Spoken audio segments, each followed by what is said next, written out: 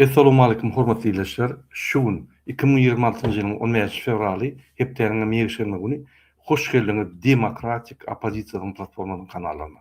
Hormatly izleyijiler, ine şugun biz Tohumyň ýanky Berdimuhammedowyň tohumynyň içindäki görüşde kim ýeňer? Serdar Berdimuhammedowmy ýa-da ýygyndar. Ine şu barada gürüňeder.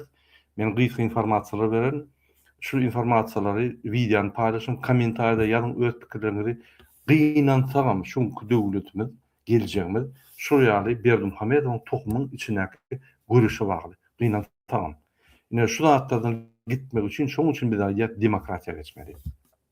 Gelin ýanky bize gelen maglumatlara men size aýdyp bereýin.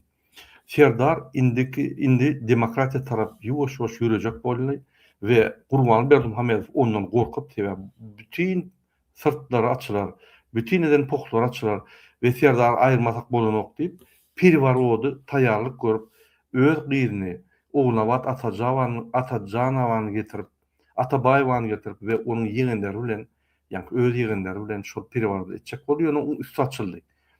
DWT Halk Hereketi Serdar Berdimuhammedowa kömek etdi. Bir hepden içinde onuň işini görürdiler. Biz onu ýani halas etdik. Şol uly betbakçylykdan. Ine gyzy, Gurbanlyň gyzy, Oğlavat Atajanow bizim çykyşymyzdan soň ýurtdan gaçyp gitdi. Londonmy, Paryjmy bir tarapy gaçyp gitdi. Ýurtda ýok. Şol biziň ýanky esas çykyşymyz.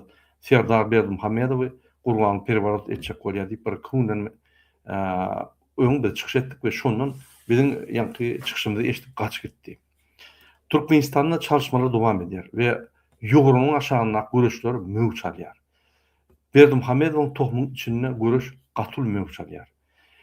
Ine kontrrazvedkaň başlygy häzir MKM ministri boldy. Täze. Öňkü Atagaraýewiň intek işiniň bellisi ýok. Ony jenaýada çekerlermi ýok.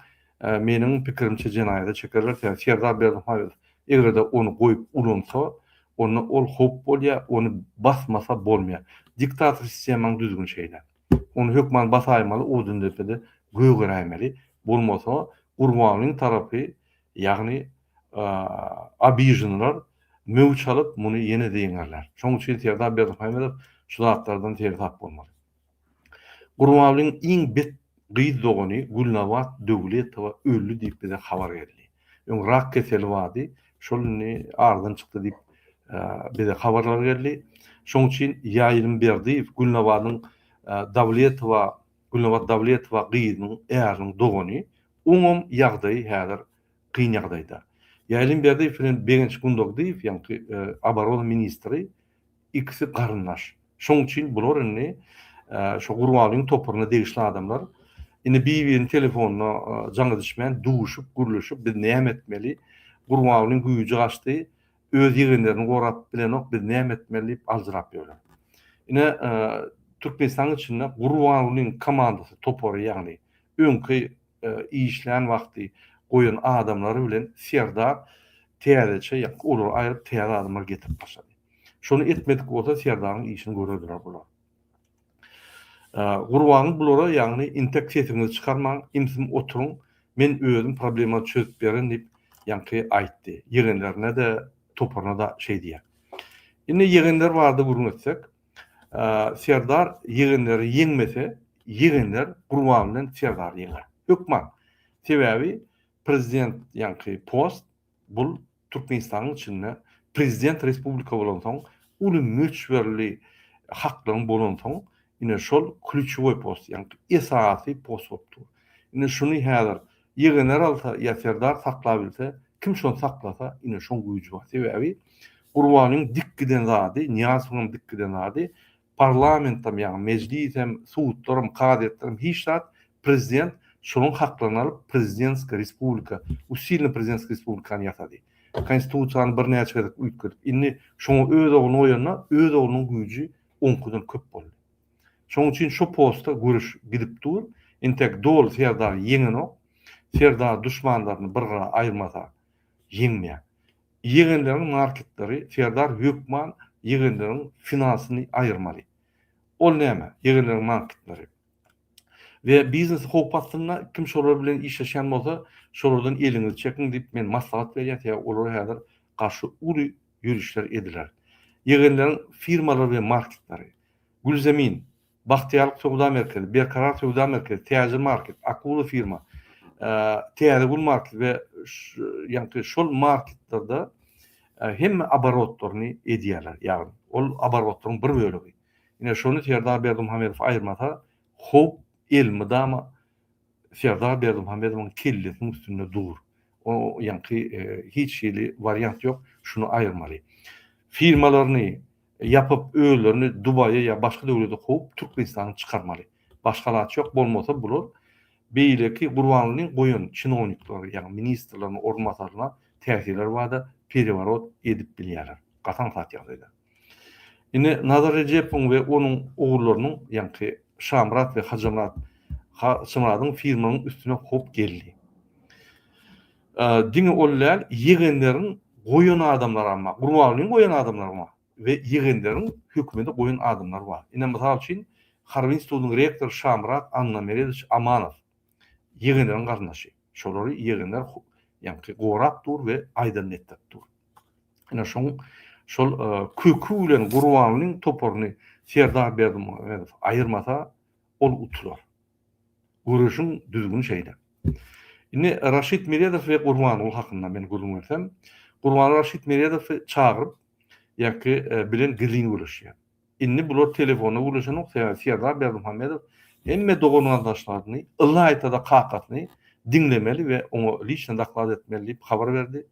Inni Gurbanly Berdimuhammedow hiç bilen telefona görüşen ok we öňkü şoň topara telefona görüşen ok. Diňe birekden duşa. Ine soňky duşukda Gurbanly Raşid Meredow'a diýär. Sen ortalara çykdy. Serdara basışlar ettirmesen, seňem meňem ýegenleriň işini görýärler. Bize gaty kyn bol. Bu alyp barýar Serdar. Men aýdanymy edenok diýip ýa-ni gurulýar. Şoň üçin ine Serdar Berdimuhammedow Raşid Meredow aýyrmasa o orsiýetden hop elmi dama bolar. Men öňe aýdýarym Türkmenistanyň prezidentiňe bir topar da bagly. Prezidenti Rossiýa bagly. Hop gelýärden ýa öňüm koloniýasy bolup galdyk we Gurbanly dol boýunegdi, watan dönügi, dol ortalara boýunegdi. İkinci tarapy Türkiýanyň batyşy, üçüncü Hytaýyň batyşy, dördüncü halkyň batyşy, beşinci periwarot. Şo ýa-ni şul alamatlar, şul prezident postuna hoplary Serdar egerde ýuwaş-ýuwaşdan aýyrmasa elmi da hopun aşagyna bolar. Muňa bir ýiti siýasatçy bolmasaň şu meseleleri çöp bolanok. Serdaram ýeközi. ýa-ni Muhammed Hydyrow ynanýan bolsa, olam ony aýyrjak bolup öz plany çekýär. Inanyň diktator döwletde her kim prezident boljak bolýar. Her kim ýagny prezident aljak bolýar. Sen ýanyna eňleşiň bolsun, beýlek bolsun, ol dwarsowy görüş diýär, ýa-ni köşkünçinak görüş. İstenik vice-premier, istenik kabinet ministriniň başlygy, istenik ministr sen garşydaşyň. Ne ünsüň. Gurbanly ýöneki ministr we vice-premier nemäni awlap, Niýazow awlap, türkmenmaşy statusyny alan, onu awlap, öldürüp ýerine geldi. Mejlisiň başlygy gelmeli bolup onu kim seredýär? Onu mejlisiň başlygyny tutturup 5 ýyl batdylar şonda. 3 günde, gysga wagtda. Indi Gurbanly Gazagstanda ýaşaýan Ýewrasiýa bankynyň berilen kardy berilen Türkmenistanyň kardy berilen 20 milliard pulunyň 10 milliardyny oglady. Indi şoň üstsaççylar diýip, ýa-ni bul gaty tögünt diýär. Kim şonu media ýetirdi, kim açdy, näme şonu media ýetirdiňiz diýip, ýa-ni DWT söýýär we Azatlyk radio söýýär, ýa-ni aktivistler söýýär. Ine şoň 10 milliardy gyýdy bilen ýa-ni oğulnabat Atajanow bilen oğurladylar. Harit getirýär satyp Gazagstany geçirip Gazagstanyň üstünden ýa-ni oğurladylar. Şu wagt aktivistler maglumat çyksa şonu durmany idarlaýarlar. Şonuň üçin hormatly watandaşlar, iýleşler, näme nägelikleriniz bolsa, näme erwet ýagdaýlar Türkmenistanda bolsa bize berin, biz onu mass mediada aýdyp hökümetiň häzirki yani görüşün içinde hükümet halktan orkya tesir edip onu şol kemçilikleri düzüp bilýär. Şoň üçin kyn görmände TikTok oýun, ýollaryňyzy, köçeleриňizi, zeykeşleriňizi, kanallaryňyzy, howuzlaryňyzy, balnisalarňyzy, ýa-ni sosial problemaňyzy, iş ýokmy, iş soran häkimlik siziň gürrüňdeş kommunikasiýon, ýa-ni garşydaşyňyz häkimlikdir. Häkimler prezidentiň wekilleridir. Barın şo ýerde we talap edin. Eden okmy? Awtobuslap köşke barňda Serdar Berdimuhammedowa aýdyn. Siz hökümete garşy görüşýäňiz ok. Siz paraxor, kezzap, gurbanlyň goýun çinowniklaryna garşy görüşýäňiz. Şoň üçin Serdara kömek edýäňiz. Köşke gün barmaly. Çekinmediler. Etrek, Gyzylarbat, Esenguly, bu tarapy Taxtabazar, o tarapy Könürgenç, bu tarapy Kerki, hemmeler Balkanyň adamlary, Ahalyň, Daşuwudyň, Libabyň, Maryň adamlary her kim köşke barmaly. Egerde bir kanun sizi dogun garnaşyňyz batan bolsa, bir kanun ýagdaýda emleňiz alan bolsaňyz, ýa-da öz owaňyzy düzetjek bolsaňyz, ine size açyk linia Serdar Berdimuhammedow gün köşküne barmaly. Inni biz Serdar Berdimuhammedowa bir teklip berjek bolýar DWT Halk Hereketinden. Şu günü bizim egneş watandaşlarymyzyň pasport meselesi gatar. Eger siz hakyky reforma etjek bolsaňyz, ine biz size teklip berýär. Şuny Türkmenistanyň içindäki adamlar teklip berdi, biz şunu ýöne gaýtalýar size. Siz MİT'den, migrasiýadan we prokuraturadan her ýa-ni organdan bir adam goýup, 3 adam ýasap, 4 etmeliler, juda etmeliler, tag etmeli. Olara eline aparat vermeli, pasport berýän aparaty we Germaniýa uratmaly. Şo ýerde 3 gün işlemeliler, onu ýa-ni hem ýere jar etmeli. 3 günne gelýäňiz gelin pasportlaryňyzy ödýär. Ya hem ýerde bizde aparat ýok, biz pasport berbilemiz ýok diýip. Ine şo pasportlar Germaniýada 3 gün berseňiz, Belgiýada 3 gün berseňiz, öz ilçihanamyzda, Fransada 3 gün berseňiz, Ýewropany bir aýda aýlanyp bolýar. 3 gün. O bir aýda bir 15 günne. Amerika wagt gaýdarlar. O ýerde bir 3 günne paýlarlar. Ortaýda wagt gaýdarlar. Ortaýda 3 günne paýlarlar. Ýani Türkiýe barlar şeýdip biz halkyň agyr ýagdaýyny, ýagny illegal ýagdaýyny, kıyınçılık görýän ýagdaýyny düzeltip bilýär. Ine şu size teklip, konsuluklar bizde aparat ýok, biz etjekle diýe. Her adamy Türkmenistanyň elteninden 3 adamjygy, ýani MİT'den, migrasiýadan, prokuraturadan goşup goýarsyň, 4-nji MHM'den goşup, birden polisden olsaňyz 5 bolýar. Onam goşup 5 adam bir komanda bolup eline aparat berip, eline jurnallar berip, pasportlar berýärli, ol aýlanyp, dünýäni aýlanyp bizim watandaşlarymyzyň kyn ýagdaýyny çözüp bilýärler. O kyn ýagdaýy watandaşlarymyz düretmedi. O kyn ýagdaýy Gurbanowyň kezzap hökümeti düretdi. Raşid Meradowyň biznesi şeýdip onam durup bilýär. Şo kemçilikleri eger Raşid Meradow düretse onam iştirak bilýär. Ine halka tarap bir gowy ädim biz hödürledik. Indi ýene bir ýagny 60 adam eýem TikTokda görýär. Salam aleykum hormatly izleýişler. Paýlaşyň efiri. Ine men videomyň aşagyndan bir Hasan Ahmedi diýip bir adam комментарий ýazdy. Мрада, что случилось? Почему начали хвалить Сердара, шайтана?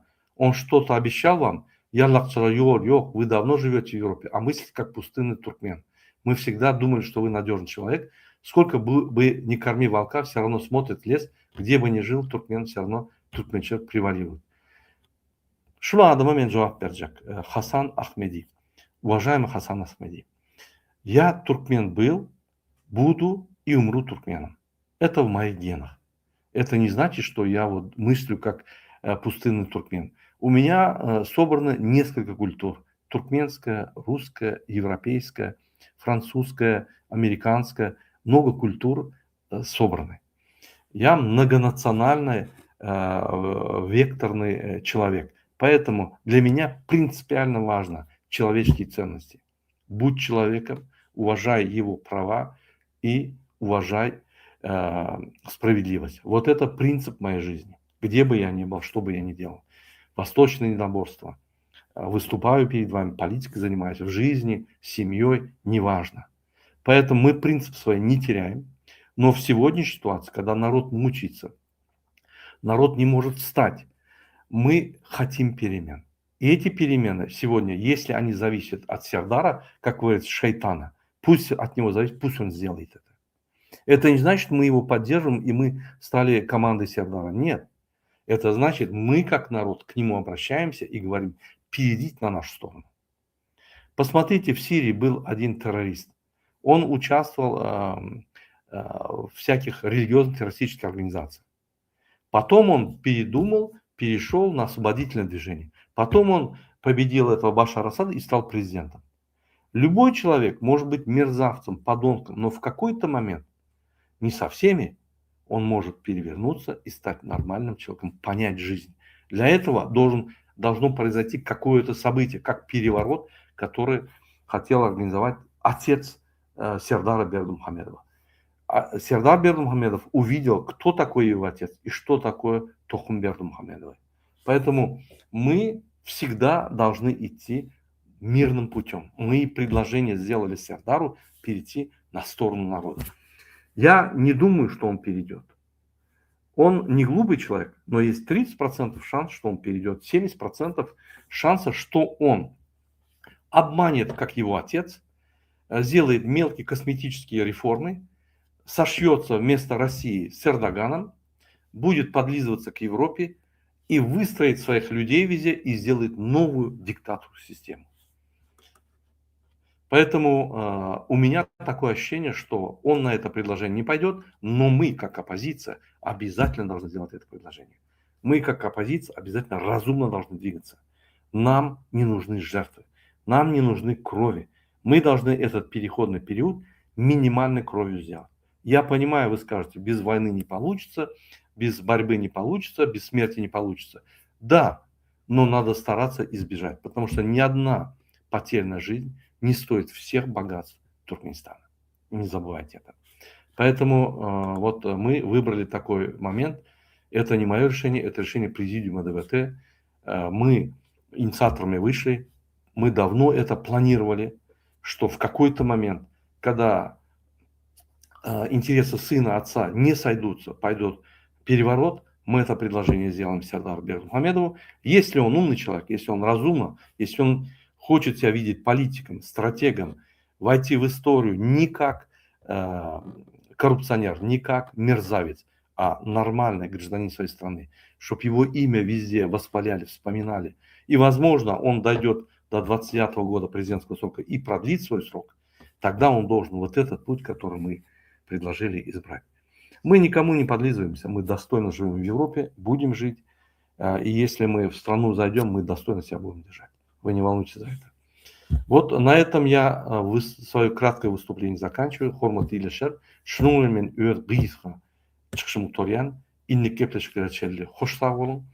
Biz häzirki Türkmenistan'ın içinde bolup geçen yani çalt ýagdaýda hukukly halka ve hukukly ýegenlere, hukukly gurban bolan ve hukukly serdara ve hukukly yani çinovniklara ýagdaýlary beýan eder we sizi habardar edip durýar.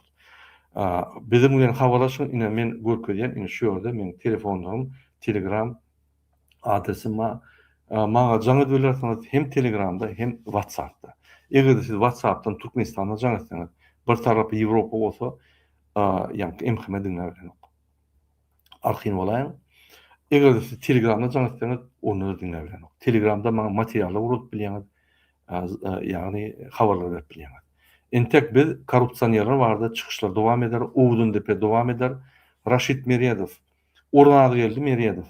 Ýagny Raşid Meredowyň intibarda biz aýdar, ol kezzap dogunu bilen edýän Türkmenistana ziýanyny biz aýdyp geçer.